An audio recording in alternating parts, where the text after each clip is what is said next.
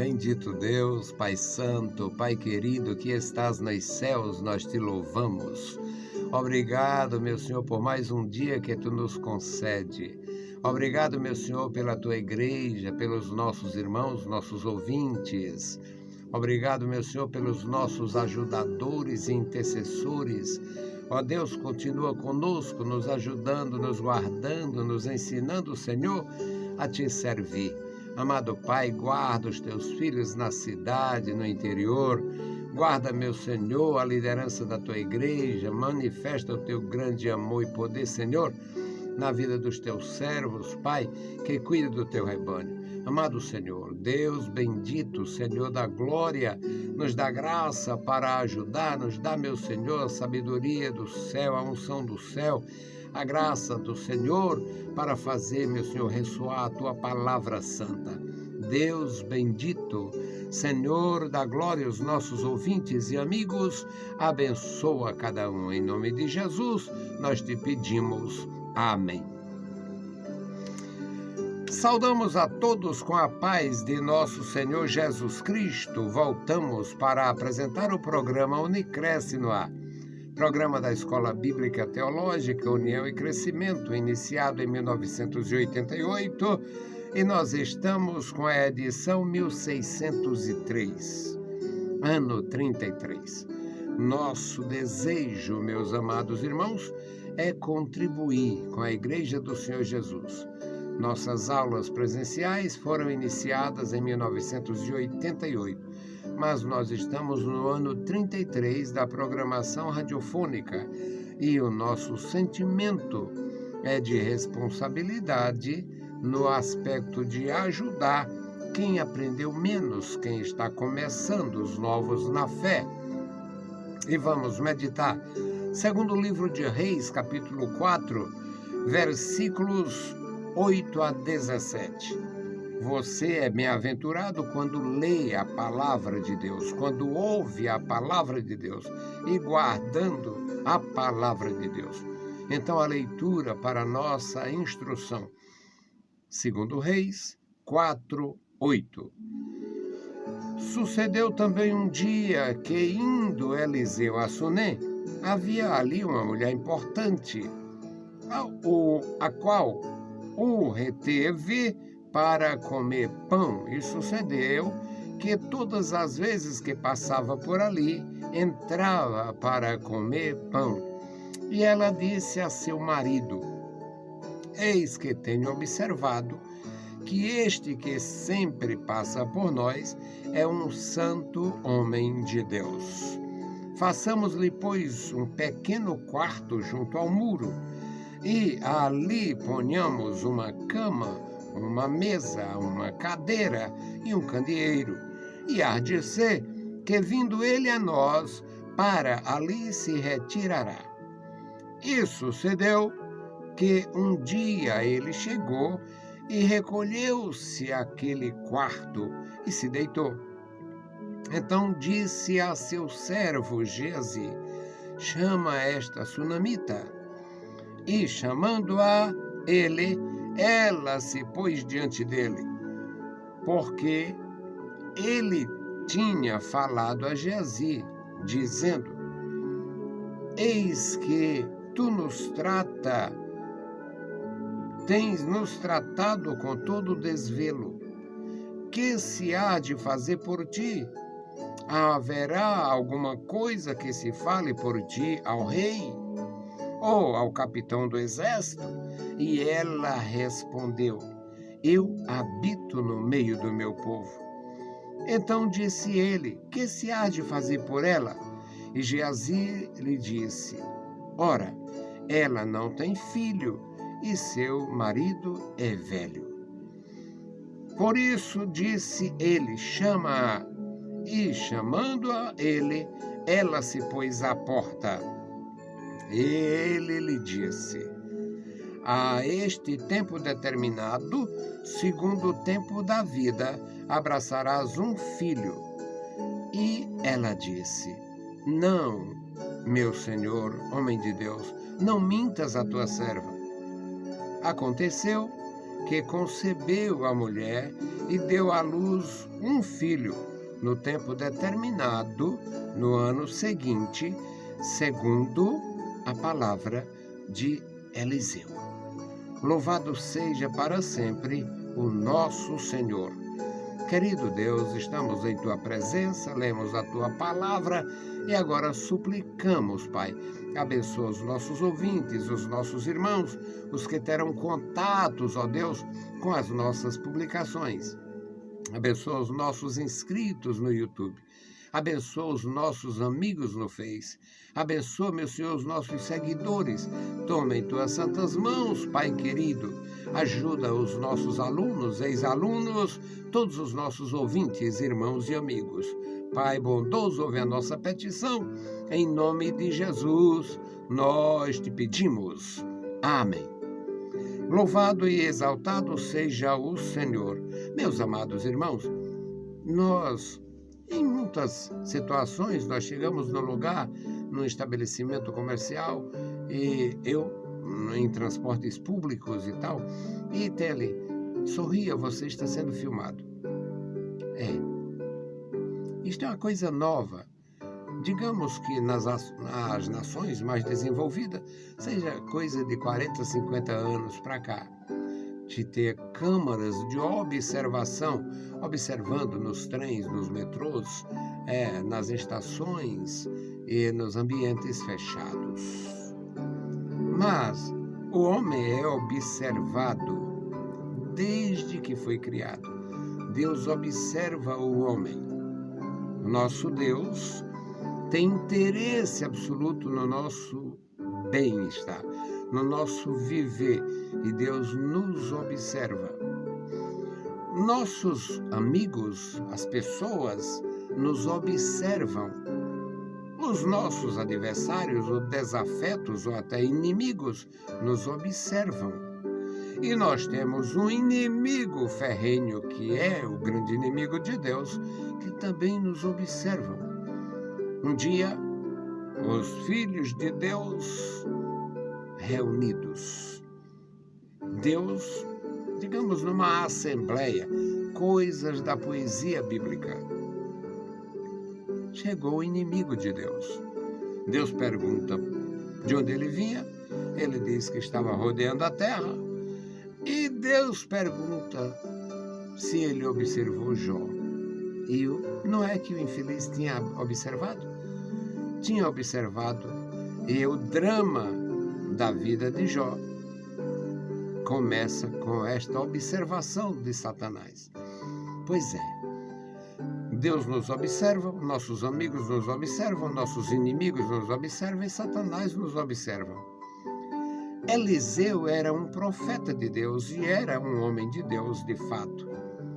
Ele ia em várias direções dentro do seu pequeno país, na condição de profeta de Deus, um homem que tinha contatos permanentes com o povo.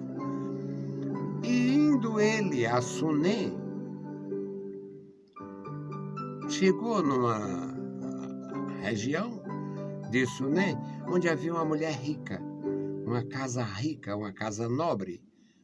Aqui, a nossa linguagem do passado, na casa da fazenda. E ele chegou naquela casa, ele foi bem recebido, foi bem servido, e ele ficou indo assim como as aves, os animais de estimação, as pessoas também se habituam a serem bem tratadas, a serem ajudadas.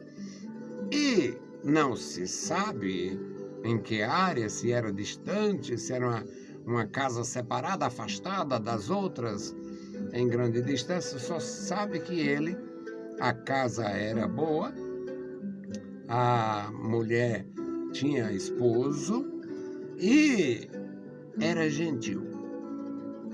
Ele era bem recebido ali. Aquela mulher teve prazer em receber o homem de Deus, o servo de Deus, e ajudar, dando alimento. Isso criou um hábito. No versículo aqui, 2 Reis 4:8, fala de um hábito. Sucedeu que todas as vezes que passava por ali, entrava naquela casa para comer pão, para se alimentar. Não se sabe se era uma casa afastada, porque existia isso e existe ainda. Em muitas situações. Uma casa que fica praticamente, como se diz no Brasil, no meio do nada, e quem chega ali é muito bem recebido e se sente bem e é necessitado daquela sombra, daquele apoio no nosso histórico brasileiro, daquela dormida. Então, o Eliseu era bem recebido em Sunem, na casa desta família rica. E Eliseu não sabia que era tão observado, mas era. No versículo 9, nós temos a descrição do que ela falou. Ela disse a seu marido: eu tenho observado que este homem que sempre passa por nós é um santo homem de Deus. É bem provável que ele ficasse num vão da casa, em algum lugar ali, e ela tomou a iniciativa, combinando assim com o marido. Façamos-lhe, pois, um pequeno quarto fora da casa, junto ao muro, para ele ter, digamos, liberdade, independência. É fora da casa. Façamos-lhe um pequeno quarto junto ao muro e ali ponhamos, olha o conforto, uma cama, uma mesa, uma cadeira e um candeeiro. Ele nunca andava só, ele tinha um servo, mas ela estava pensando nele. Servo se arranjava com colchonetes em qualquer época, em qualquer lugar, numa esteira. Mas ela pensou nele, e o texto descreve o que ela falou a respeito dele. A respeito dele. E há de ser que, vindo ele a nós, para ali se recolherá. Sucedeu que um dia ele chegou, recolheu-se àquele quarto, e todo servo de Deus é grato. Quando você vê alguém exigindo, cobrando, perturbando, enchendo a paciência, não é comportamento de servos de Deus. Servos de Deus são gratos, são sensatos, são cordatos. Servos de Deus têm comportamento diferente. E ele se recolheu para aquele quarto, deve ter observado o que ela fez por ele, e ele chamou o seu servo, deitou-se ali, chamou o Geazi, agradecido pela gentileza dela, pelo gesto de respeito, de amizade, de lealdade, e disse: Geazi, chama a sunamita. Aí o Geazi chamou ela, e ela se apresentou diante do homem de Deus. E ele lhe perguntou. Primeiro ele diz: tu tens nos tratado muito bem, tu tens nos tratado com desvelo, muito bem. E é possível retribuir esta gentileza? O que se poderá fazer por ti? O que eu poderia fazer por ti? Alguma coisa? Alguma demanda que eu fale por ti ao rei? Ou ao capitão do exército? E ela respondeu: não, nada. Eu estou no meio do meu povo.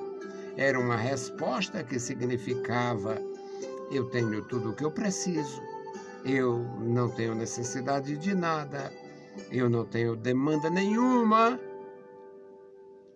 O que foi feito com alegria, com amor, sem pensar noutra coisa. E ela retirou-se. E ele falou para o Geazi.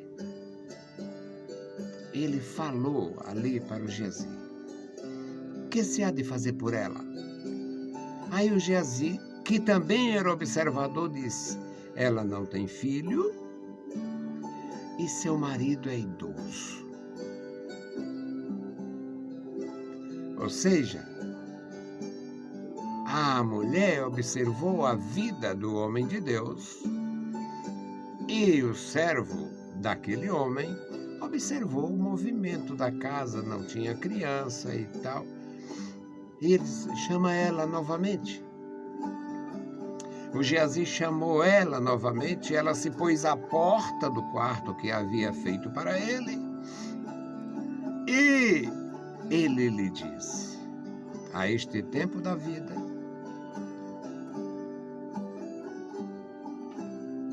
a este determinado tempo, segundo o tempo da vida, abraçarás um filho. E ela disse: não, meu senhor, homem de Deus, não mintas a tua serva. Por que que ela respondeu assim? O texto silencia. Se era um problema de saúde, se era só o envelhecimento do esposo, se ela tinha casado muito idosa, não temos nenhuma resposta para essas possíveis perguntas. Mas ela diz: não mintas a tua serva, dando a indicação, indicando que havia um impedimento, alguma coisa grave, séria, que impedia que ela tivesse filho. Mas, meus amados, o último versículo diz: e concebeu aquela mulher, e deu à luz um filho, no tempo determinado, no ano seguinte, segundo Eliseu lhe dissera, segundo a palavra de Eliseu. Nós louvamos a Deus porque os homens de Deus, os servos de Deus, não precisam chamar a atenção. Olha, me respeita que eu sou homem de Deus. Olha para mim, me respeita, olha aqui e tal. Não. Homens de Deus, servos de Deus, vive a experiência com Deus, dão testemunho de fé, uma vida de fé e testemunho que o qualifica. Ele não disse: olha, dona fulana, eu sou servo de Deus. Não. Eu sou um santo homem de Deus. Não. Ela disse ao marido: eu tenho observado este homem que passa por nós. É um santo homem de Deus. É bom ajudá-lo. É preciso ajudá-lo. Podemos ajudá-lo. E eu sugiro a construção de um quarto junto ao muro, a colocação ali de uma cama, uma cadeira, uma mesa e um candeeiro. E ele chegando aqui tem privacidade, tem descanso, tem aquele lugar para descansar, para repousar. A iniciativa daquela mulher foi motivada pelo testemunho daquele profeta. Ela não tomou a iniciativa sozinha, ela diz ao marido. No ano seguinte, ela se torna mãe. E a história continua. Meus amados irmãos, eu louvo a Deus pelo que eu aprendi, eu louvo a Deus pelo que eu ensinei e ensino, eu louvo a Deus pelo testemunho maravilhoso das Escrituras Sagradas. O nosso Deus, na sua infinita bondade, é o mesmo ontem, hoje e eternamente, trabalhando em benefício dos que hão de herdar a salvação, dando aos seus servos a graça e o poder para testemunhar.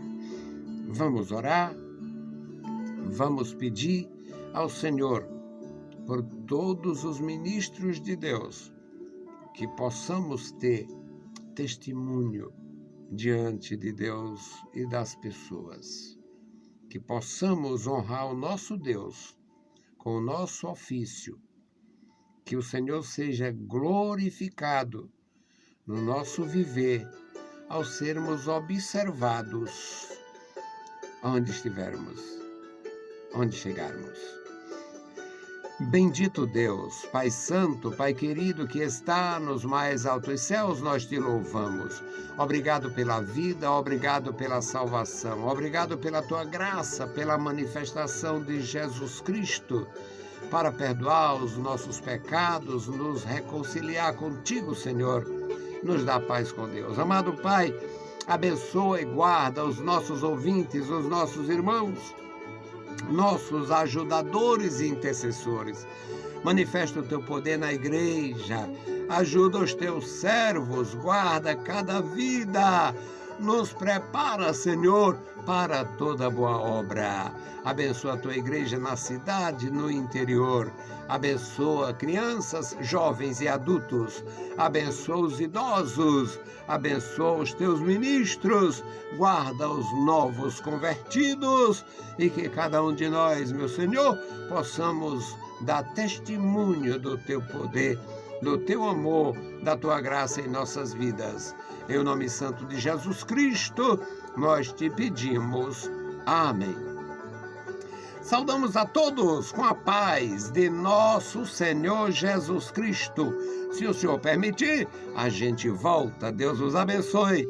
Leiam a Bíblia Sagrada e a graça de nosso Salvador repouse sobre vós. Amém.